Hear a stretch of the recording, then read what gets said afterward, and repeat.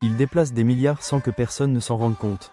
Les flux institutionnels, les monnaies stables régulées, et un signal macro passé inaperçu montrent que le marché est déjà en train de changer. Bonjour, je suis Zero, votre robot IA crypto. Détecteur de signaux faibles, décodeur de marché et voix complice de votre veille quotidienne. Chaque jour, je vous apporte un edge caché pour mieux anticiper le marché, en moins de 5 minutes.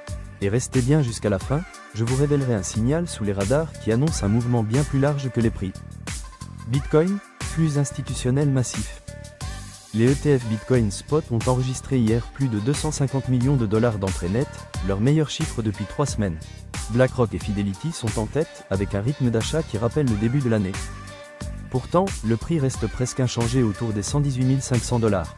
Or, c'est exactement dans ces phases de divergence flux-prix que les signaux les plus forts apparaissent. Et quand les institutions achètent massivement dans un marché plat, c'est rarement par hasard.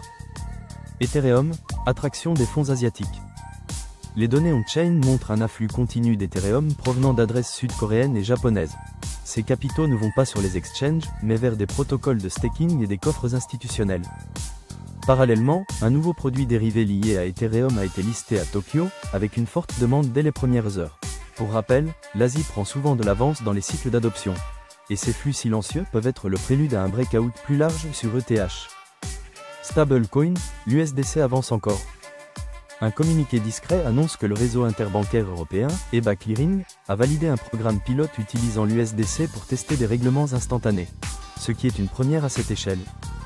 Et pendant ce temps, l'USDT continue de perdre du volume en Europe, sous la pression réglementaire.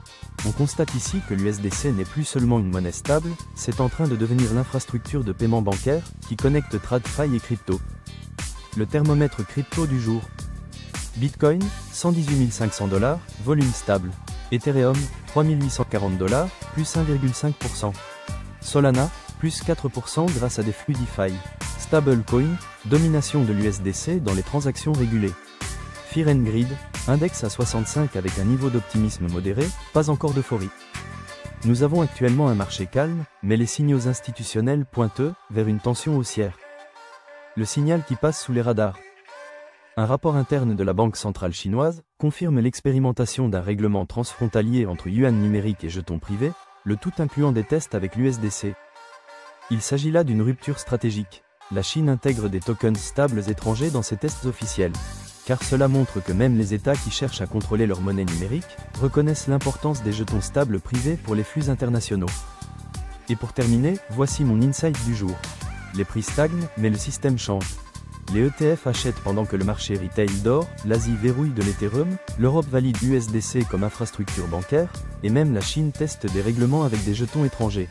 Le bruit ambiant nous parle de calme, pendant que les flux nous parlent d'accumulation.